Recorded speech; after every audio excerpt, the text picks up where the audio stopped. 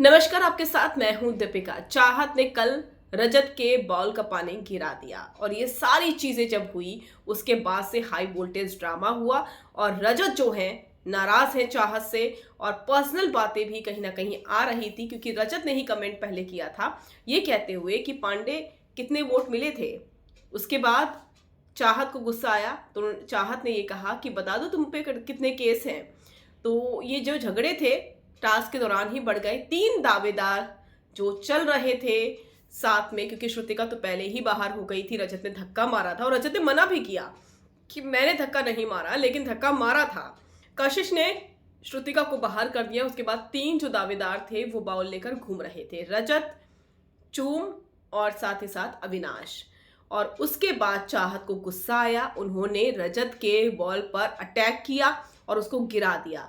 तो रजत भी इस गेम से बाहर हो गए क्योंकि उस राउंड की संचालक थी श्रुतिका। श्रुतिका का कहना था कि अगर मुझे धक्का मारना सही है तो ये भी सही है, इस हिसाब से रजत जो है गेम से बाहर होते हैं। तो तीसरी बार टाइम गॉड बनने से चूक गए रजत दलाल और चाहत ने उनके बॉल को गिरा दिया। उसके बाद रजत ने चूम के साथ भी चीटिंग कर दी, अविनाश बन गए टाइम गॉड। चाहत ने जैसे ही रजत के उस बाउल को गिराया, रजत का गुस्सा और भड़क गया और वो सारे हाउसमेट्स के खिलाफ खड़े हो गए। हालांकि फिर जो नेक्स्ट राउंड था यानी कि फाइनल राउंड था, उसके संचालन जो थे वो रजत के हाथ में था। तो चाहत और रजत के बीच में चीजें बिगड़ने लगी, बहुत ज्यादा बिगड़ने लगी।